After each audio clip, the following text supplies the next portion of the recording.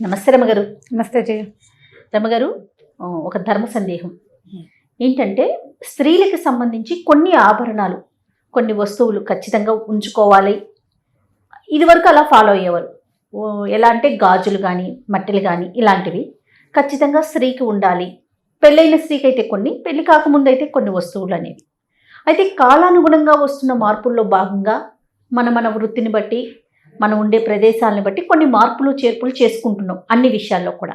అయితే అలా వేసుకోకపోతే ఏదో జరుగుతుందని, వేసుకుంటే ఇంకొంత మంచి జరగవచ్చు, వేసుకోకపోతే చెడు జరగవచ్చు, ఇలాంటి అపోహలను వింటూ ఉన్నాం. ఇవి ఎంతవరకు కరెక్ట్ అంటారు? ఇవి ఎవరి వాళ్ళవే అభిప్రాయాలు జయ. పురాతన కాలంలో ఇప్పుడు నువ్వు గాజులు తీసుకో. గాజులు అనగానే మనం చూడు పూర్వకాలపు శిల్పాలు, దేవతా శిల్పాల దగ్గర నుంచి మామూలు యక్షిణులు అవి శిల్పాలు, నాగిని మన రామప్ప గుడిలో నాగిని శిల్పాలు, ఏ శిల్పాన్ని చూసినా ఈ చేతి దగ్గర ఏదో ఒక ఆభరణం ఉన్నట్టు కనపడుతుంది. కంకణం, కంకణాలు, ఒక కంకణం, ఒక వస్తువు ఉండటం. ఇప్పుడు స్త్రీలు అలంకార ప్రియులు, ఏదైనా ఒక వస్తువును అలంకరించుకుంటే వాళ్ళకి సంతోషంగా ఉంటుంది, అందుకని అలంకారాలు అట్లా అట్లా అట్లా మొదలైనవి. పూర్వకాలం ఇప్పుడు మనం చెప్పుకునే మట్టి గాజులు లేవు, లోహపు గాజులే వేసుకునేవాళ్ళు. వెండి బంగారం అలాంటివే వేసుకునేవాళ్ళు. పంచలోహాల గాజులు వేసుకునే విధానం కూడా ఉంది. ఇత్తడి, రాగి కంకణం, ఏదో ఒక కంకణం. ఈ కంకణం చిన్నప్పుడు పెళ్ళి కాకముందు చిన్నతనంలో కూడా కంకణాలు ఏదో ఒక వస్తువు ఉండేది. వివాహం అయ్యాక కొంచెం ఎక్కువ ధరించేవాళ్ళు. ఇక్కడ ప్రధానంగా ఏంటంటే చాలా ముఖ్యంగా చెప్పుకోవాల్సింది, స్త్రీలకి ఈ చేతి ఈ భాగంలో, మగవాళ్ళకు కూడా ఇక్కడే ఉంటాయి, ఈ మన ఎండోక్రైన్ గ్లాండ్స్, అలాంటి గ్లాండ్స్ అన్నీ ఇక్కడి నుంచి స్టార్ట్ అవుతాయి. అంటే ఆ తాలూకు నరాలు, ఇక్కడున్న నరాల మీద ఒత్తిడి కనుక ఉంటే ఈ ఒత్తిడి వల్ల పునరుత్పత్తి వ్యవస్థ సరిగ్గా ఉంటుందని ఒక ఏమంటారంటే ఆక్యుప్రెషర్ పాయింట్ ప్రెస్ అవుతుంది. ఆక్యుప్రెషర్ పాయింట్ ప్రెస్ అవుతుంది కాబట్టి ఖచ్చితంగా ఇట్లా ఆభరణం ఉండాలి. స్త్రీల శరీరాల్లో చాలా చోట్ల ఇలాంటి ప్రెషర్ పాయింట్స్ ఉన్నాయి. ఈ కాలి బొటన వేలు పక్కన, రెండు మొదటి వేలు అంటే బొటన వేలు పక్కన ఉన్న వేలుకి అక్కడ ఒక ఆభరణం పెడతారు. బొటన వేలుకి కూడా ఆభరణం పెట్టుకునే ఇవి కూడా కొన్ని చోట్ల కనిపిస్తాయి. ఈ వేలు మొదల భాగంలో, అంటే కాలివేలు మొదల భాగంలో ఇక్కడున్న నరాలని గనక అక్కడ ఒత్తిడి కలిగిస్తే అక్కడ ఏం చేసేవాళ్ళు, వెండి లేదా బంగారం, మిగిలినవేవి పెట్టకుండా ఎక్కువగా వెండి లేదా బంగారు రాజుల ఇళ్లలోనే కానీ మామూలు వాళ్ళు పెట్టుకునేవాళ్ళు కాదు.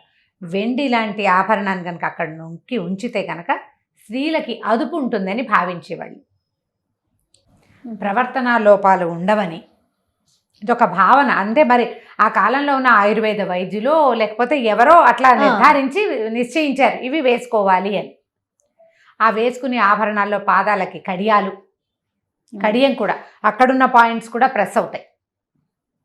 పాయింట్స్ ప్రెస్ అవ్వటం కోసం కడియాలు, పట్టీలు, కడియము బేసిక్ ఆభరణం, తర్వాత దాని నుంచి పట్టీలు, జాలర్లు, మువ్వలు, అవి ఇవి మోగేవి పెట్టుకోవటాలు, డిజైన్లు పెట్టుకోవటాలు, అవన్నీ తర్వాత డెవలప్ అయినటువంటి అలంకార సాధనాలు. కాలువేలికి గట్టి మట్టె ఒకటి ఇట్లా గట్టిగా పట్టుకునేది. ఇప్పుడు దానికే మువ్వలు వచ్చినాయి, దానికే ఏదో డిజైన్ వస్తుంది, దానికే ఎనామెల్ రంగులుగా పెట్టుకుంటారు, అది వేరే కదా. వివాహంలోనే ఇది పెట్టాలని, అప్పుడు ఏంటంటే ఒక స్త్రీలకి కొంచెం లొంగి ఉండే భావన ఏర్పడుతుందని భావించేవాళ్ళు. అప్పటి భావన నిజమైన అయ్యి ఉండొచ్చు. అప్పటి అలవాటుగా మనం అవి సువాసిని చిహ్నంగా మనకి ఉండిపోయినాయి. ఏవి చేతి నిండా గాజులు ఉండటం, కాలువేళ్లకి మట్టెలు ఉండటం, మట్టెలు చూసి పెళ్ళయిందో లేదో తెలుసుకునేవాళ్ళు.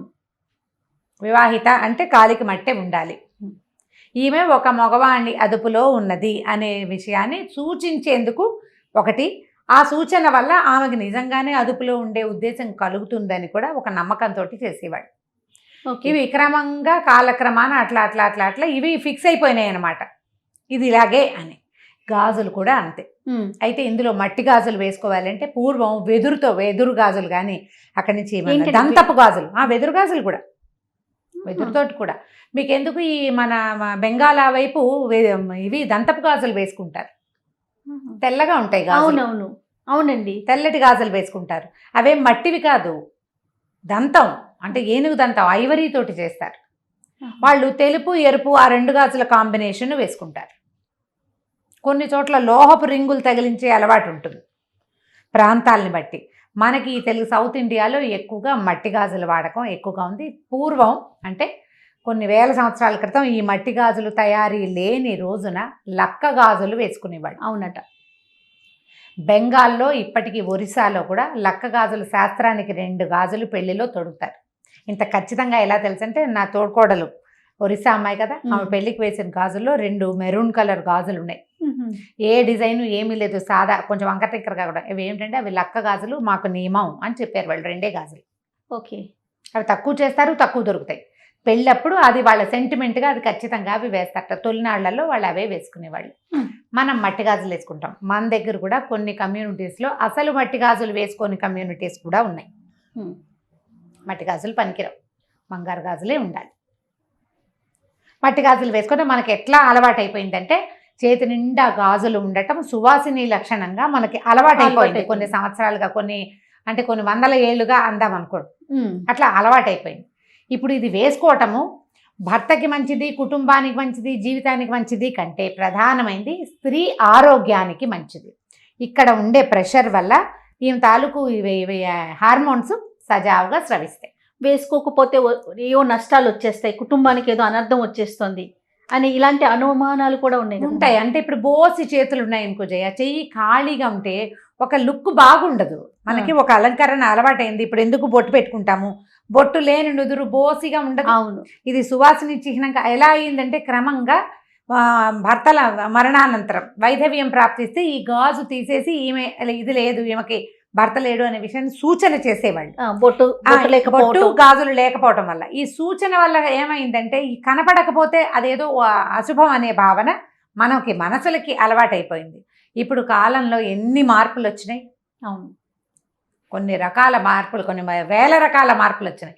మళ్ళీ ఈ గాజుల్లో ఒక్కొక్క గాజు ఒక్కొక్క రంగు, ఒక్కొక్క దానికి ప్రతీక. ఒక రంగు ఏ రంగు, రంగులకి తల సంకేతం. ఆకుపచ్చ ఒకదానికి, నారింజ ఒకదానికి, తెలుపు ఒకదానికి, నలుపు, ఎరుపు, ఇట్లా ఒక్కొక్కటి ఒక్కొక్క దానికి సంకేతం. అన్ని వర్ణాల గాజులు వేసుకోవాలి అంటే ఇప్పుడు మనకి పద్ధతులు మారిపోయింది, డ్రెస్సింగ్ సెన్స్ మారిపోయింది. మనం పాతకాలంలో లాంటి ఏవీ పాటించటం లేదు, ఏవీ పాటించాం మనం. అవును, పాటించలేకపోతే మన పరిస్థితులు అవి కాదు అమ్మగారు. అప్పుడు ఇంట్లోనే ఉండేవారు కదండి. ఇప్పుడు ఏంటి, ఇప్పుడు ఆ పరిస్థితి కాదు కదా. ఇంకా రెండోది ఏంటంటే ఈ గాజులు ఏంటంటే ఈ మట్టి గాజులు పగులుతాయి సులువుగా. అవును కదా. ఈ చేతి నిండా వేసి ఇవి పగలకుండా పనిచేయాలి అంటే జాగ్రత్తగా సంబంధ బాంధవ్యాలు కూడా చిట్లకుండా చూసుకోండి అని చెప్పడానికి సిగ్నిఫికెన్స్గా ఎక్కువ గాజులు పిల్లలకి వేసేవాడు. నిదానంగా పనిచేయటం, హేస్టీగా చేసేయకుండా స్థిమితంగా ఉంటుంది. చేతి గాజులు పగిలిపోయి చిట్లిపోయేంత విసురున పని చేయకూడదనమాట. గాజు చిట్లితే అశుభమని, అది చిట్లేలాగా పగిలేలాగా ప్రవర్తించకూడదని ఆడపిల్లలకి నెమ్మదిని నేర్పటం కోసం కూడా గాజులు తొడిగించేవాళ్ళు. ఓ డజన్ గాజులు గుత్తంగా కదులుతాయి. ఏదైనా పనిచేసి స్పీడ్గా ఏదైనా ఎత్తి చేసి ఇలా కొట్టి చేసి పగులుతాయి. పగిలితే అశుభం, భర్తకి మంచిదిగా. మనని భయపెట్టకపోతే మనం వినం కదా జయ. అవునండి, భయపెడితే వింటాం మనం. అది అశుభం, భర్తలకి మంచిది కాదు, ఐదోతనం తగ్గిపోతుంది. అంచేత ఇవి వాడాలని చెప్పేవాళ్ళు. అట్లా అలవాటై మన పతివ్రత కథల్లో విని విని విని విని ఇవి లేకపోతే ఏదో కొంప మునిగిపోతుందనే భావనలోకి మనం వచ్చేసాం. మీ ప్రవర్తన నిదానమైనదైతే మీకు గాజులు అవసరం లేదు.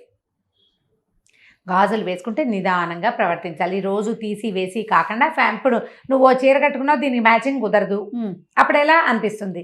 ఆ గాజులను కూడా ఎంతసేపు తీసుకుని వేసుకుంటే పగిలిపోతాయి. అవి మట్టివైతే పగిలిపోతాయి. పగిలితే నీకు అశుభం, జరగకూడదు. ఆ భావన వచ్చేస్తూ ఉంటుంది. భయపడుతూ ఉంటాం. భయం పడితే ఎట్లా? భయపడ్డానికి కాదు, నీకు ఒకటి నేర్పించడానికి పెట్టారు ఇది.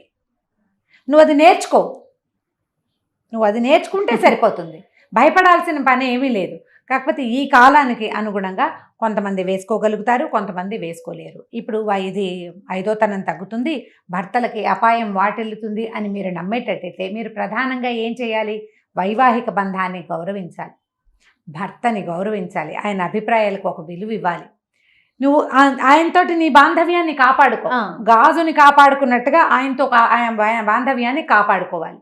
దానికి నువ్వు గాజులే వేసుకోకర్లా, నీ బుద్ధి నిలకడగా ఉంటే సరిపోతుంది. ఖచ్చితంగా వేసుకోండి, అవకాశం ఉన్న వాళ్ళు వేసుకోండి, అవసరం ఉన్న వాళ్ళు వేసుకోండి. వెసులుబాటు లేని వాళ్ళు ఏం చేస్తారు? ఇప్పుడు నాబోటి వాళ్ళని వేసుకోమంటే నేను అప్పుడప్పుడు వేసుకుంటే అప్పుడప్పుడు వేసుకోలేను.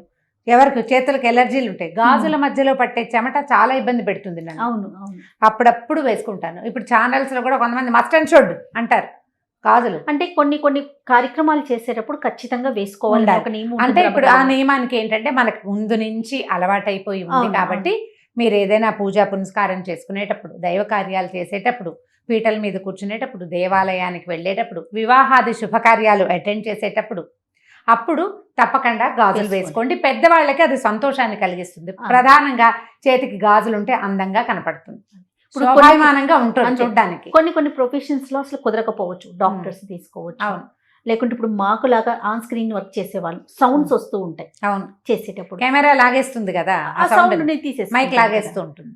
సో వీళ్ళు వేసుకోవట్లేదు, వాళ్ళు వేసుకోవట్లేదు, మీరు ఎందుకు వేసుకోవట్లేదు, మీరు ఎలా మాట్లాడతారు అనే క్వశ్చన్స్ రేస్ అయినప్పుడు ఆన్సర్ చెప్పలేకపోతాం. అదే అంతే అంటే కదా రమ్మగారు? అంటే ఇప్పుడు ఇలాంటివి చెప్పకూడదు అంటే ఎలా కుదురుతుంది? అది మీరు ఇది చేయట్లేదు కాబట్టి మీరు ఇది చెప్పకూడదు అంటే అసలు అది నియమమే కాదు. మనం పెట్టుకుంది ఆ నియమం ఎందుకు పెట్టుకున్నాము? మనకు ఆ నియమం ఏర్పరచబడింది ఎందుకు? అవును. నీ బుద్ధికి కుదురు, నిదానం, తాపీగా నువ్వు పనిచేయటం కోసం ఏర్పరిచారు.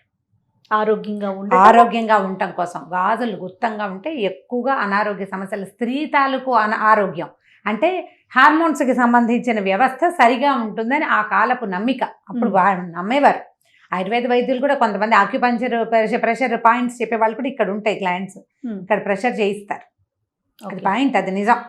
దానికి సరిపడా ఇన్ని గాజులు తీయకుండా వేసుకోగలిగే పరిస్థితులు అసలు మనకి లేవు ఇప్పుడు. ఇప్పుడు కొంచెం లేవు, మన పద్ధతులు మారిపోయినాయి కదా. తర్వాత గర్భిణీ స్త్రీలకు కూడా మనం శ్రీమంతం చేసేటప్పుడు గాజులు వేస్తాం, ఆ సౌండ్ లోపల ఉన్న బేబీ కూడా వింటుంది అనేది అంటూ ఉంటారు. వినడానికి కాదు జయ, వినడమే కాదు, అది ప్రధానమైనది ఏంటంటే ఈ గాజులు వేసేసరికల్లా ఇదంతా టైట్ గా ఫుల్ గా వేస్తారు. దానివల్ల ఇంకా నువ్వు నిదానంగా నడవాలి, తాపీగా నడవాలి, గాజుల్ని కాపాడుకోవాలి, నిదానంగా నడవాలి. ఒకటి. రెండోది ఏంటంటే ఇవి ఇక్కడ ప్రెషర్ ఉండేసరికల్లా డెలివరీలో ఇబ్బందులు రాకుండా సవ్యంగా అవడం కోసం ఇవి వేసేవాళ్ళు. దానికి ఇలా పెట్టారు, లోపల బేబీ వింటుంది, బేబీ కూడా వింటుంది. ఇప్పుడు ఒక గాజుల చేత్తో వడ్డన అలాంటి మాటలు ఉన్నాయా జయ? ఒక భోజనం చేస్తున్నాం, తలకాయ ఎత్తేసరికి ఒక పచ్చగా చేయి, దానికి ఒక గోరింటాకుండి, దాని నిండా గాజులు అంటే ఒక సంతోషంగా ఉంటుంది. అవును, ఆహ్లాదభరితమైన ఒక లుక్, ఒక సంతోషం కలుగుతుంది. గాజుల చేత్తో వడ్డనంటే ఇంట్లో ఒక ఆడమనిషి ఆమె కుదురుగా వంట చేయటం, కుదురుగా పని చేయటం, అవన్నీ కూడా ఏంటంటే ఇంటికి ఒక ఆహ్లాదభరితమైన వాతావరణాన్ని చేకూరుస్తాయి. ఇది పాతకాలపు నమ్మిక, ఇప్పుడు కూడా అది ఉంది, నిజం ఆ మాట.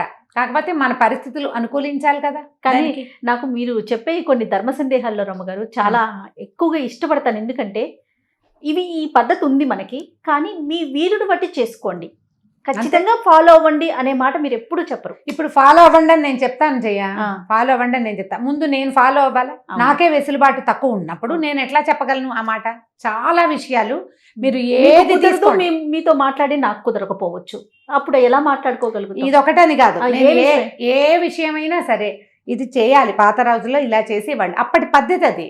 మనం అప్పటికి ఇప్పటికీ మీరు ఒకసారి అందరూ ఆలోచించండి, ఎంత హస్తి మశకాంతరం తేడా వచ్చింది అప్పటికి ఇప్పటికి. అసలు మన అమ్మలాగానే మనం బిహేవ్ చేస్తున్నామా ఇప్పుడు? మన ఇళ్లలో మన పుట్టకనాడు, మనం పుట్టకముందు మన ఊళ్ళో మన ఇంట్లో ఉన్న పంధ ఇవాళ మీరు ఏం చేస్తున్నారు, ఎన్ని మార్చేసుకున్నారు? ఇవన్నీ మారిపోవటం ఓకేనా?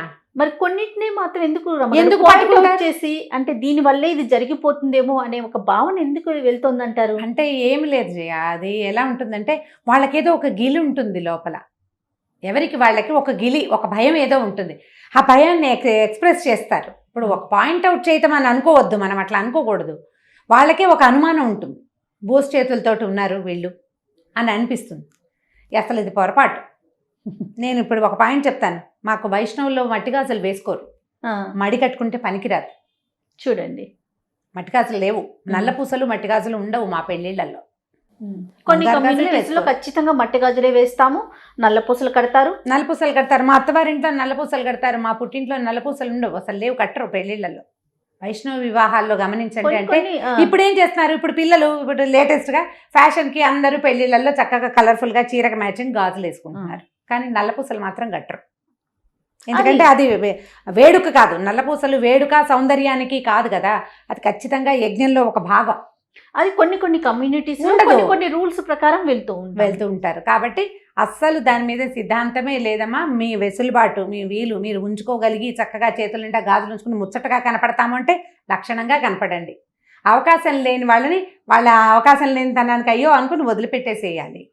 లేకపోతే ఏం చేస్తావు? ఇప్పుడు ఎయిర్ హోస్టెస్ అవుతుంది నీ కూతురు రేపొద్దున, నువ్వు జడేసుకో, పువ్వులు పెట్టుకో, చేతి నిండా గాజులు వేసుకుంటే వాళ్ళు రాణిస్తారా? అసలు మనకు అవకాశం లేదు. కార్పొరేట్ ఆఫీసుల్లో గాజులు పట్టీలు గాజులు వేసుకుని వెళ్ళగలరా?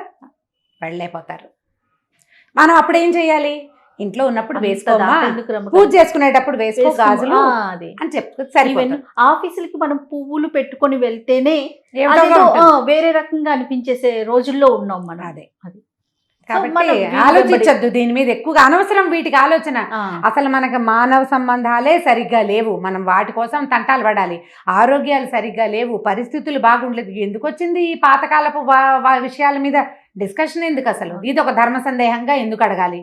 అక్కర్లేదు. మరి అయినా కూడా అవకాశం ఉంటే వేసుకోమనే అంటున్నాం. అదే ఇప్పుడు నేను చెప్తున్నాగా, పూజ చేసేటప్పుడు వేసుకోండి, పూజకు వేసుకోండి, వివాహ శుభకార్యాలకు వెళ్ళినప్పుడు వేసుకోండి. చక్కగా మంచి పట్టు చీర కట్టుకుని, తల నిండా పూలు పెట్టుకుని, చేతి నిండా గాజులు, అలంకారంతో శోభాయమానంగా కనిపిస్తారు. చక్కగా అమ్మవారి ప్రతిమల్లే కనపడతారు. సంతోష పెట్టండి భర్తల్ని అట్లా ప్రవర్తనలతోటి. తప్పకుండా రమ్మ గారు. నమస్తే అండి. నమస్తే జయ.